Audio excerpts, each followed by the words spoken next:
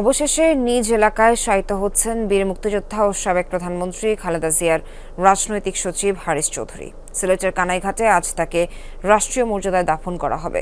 হারিস চৌধুরীর মেয়ে সামিরা তানজিন চৌধুরী জানান, প্রতিহিংসার কারণে গত 15 বছরে তার পিতাকে ভিন্নভাবে উপস্থাপন করা হয়েছে।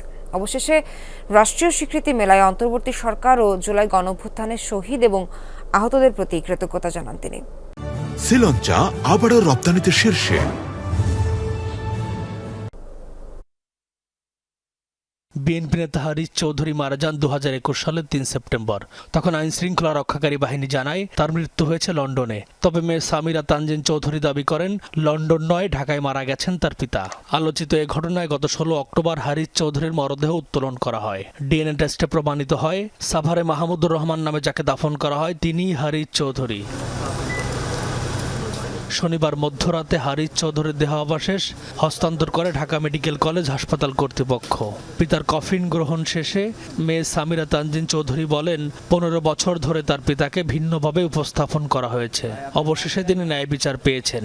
আমি ন্যায় বিচার পেয়েছি, একটু দেরিতে পেয়েছি, এবং এত কিছুর মধ্যে দিয়ে যেতে হলো that I am having to relive the moment. যে অন্যায় হয়েছে আমাদের সাথে 15টা বছর, এবং যেভাবে করে একটা মেয়ে বাবার লাশ বুকে নিয়ে পালিয়ে যেতে হয়, এবং যেভাবে করে বাবার লাশ আবার তুলে প্রমাণ করতে হয় যে এটা আমার বাবা।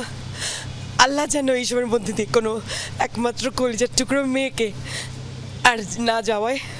জুলাই গণ অভ্যুত্থানে নিহত আহতদের প্রতি শ্রদ্ধা জানিয়ে সামিরা চৌধুরী বলেন, তাদের আত্মত্যাগের কারণেই তার যুদ্ধটা সহজ হয়েছে। রাষ্ট্র তার পিতার মর্যাদা নিশ্চিত করায় ধন্যবাদ জানান তিনি। তার যে প্রাপ্য সম্মান মর্যাদা সেটা সে পাচ্ছে। তাকে 15টা বছর ধরে তার নামে যথেচ্ছাচারিতা করে একটা মানুষকে একটা ভিন্ন রূপে প্রেজেন্ট করে আজকে যে সে ন্যায় বিচারটা পাচ্ছে, আল্লাহ যে সুবিচারটা দিয়েছেন সেটা প্রমাণ করে যে সে এক নেক বান্দা ছিল। আমি দেশের নতুন সরকার ব্যবস্থার কাছে কৃতজ্ঞ, যে বাচ্চাগুলো জান দিয়েছে, প্রাণ দিয়ে এই মুক্ত দেশ এনেছে, তাদের কাছে আমি কৃতজ্ঞ, তাদের পরিবারের কাছে আমি কৃতজ্ঞ। সিলেটের শাহী ঈদগাহে দুপুর অনুষ্ঠিত হবে হারিস চৌধুরীর জানাজা। পরে দাফন করা হবে কানাইঘাটে শফিকুল হক চৌধুরী মেমোরিয়াল এতিমখানার আঙিনায়। যেখানে তার শেষ ইচ্ছা ছিল সে কানাইঘাটের সন্তান, সে কানাইঘাটের মাটিতে শায়িত হবে। M A Aziz, Jamuna news, Dhaka.